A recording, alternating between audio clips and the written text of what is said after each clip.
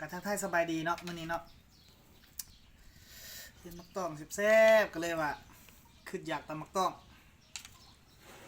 ก็เลยให้ทางพันละเมียเพิ่นตำมาให้กินเนาะ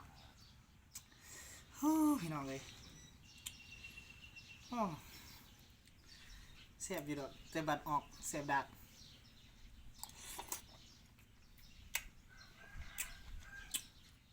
โอ้สุดยอดอะดิ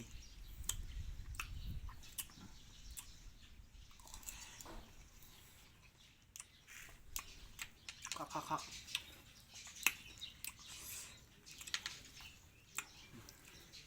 คำใหญ่ข้าวกันนี่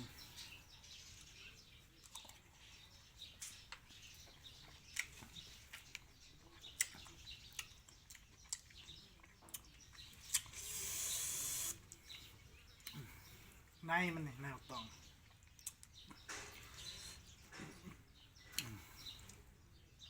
ตำใส่ผักขะแยงหน่อยพี่น้องเลยหอมแซ่บ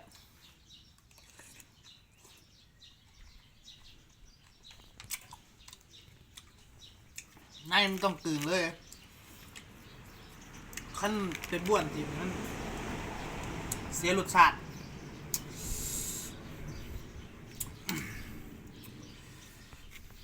ตำต้อง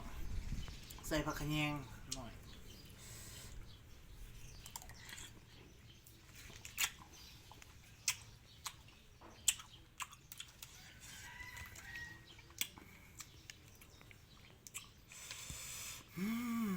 แซ่บกินอ่างพี่อ่างนอกเดิมเลยเด้อ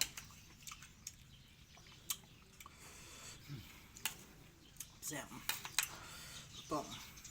เพิ่งตำให้กินจมอยากกินตำต้องสิหรอกเพื่อนก็ตำให้ตำมากก็แซ่บดี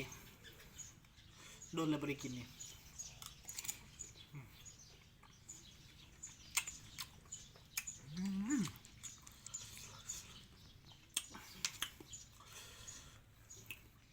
โอ้เผ็ด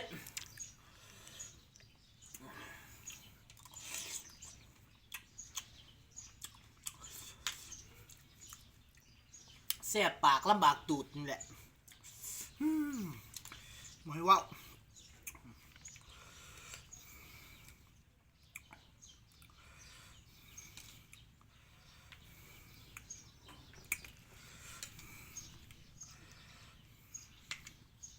คำไม่ง่าย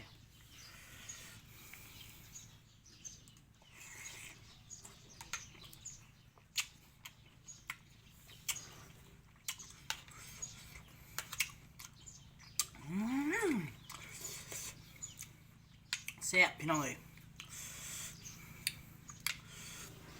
กินกันพี่น้อง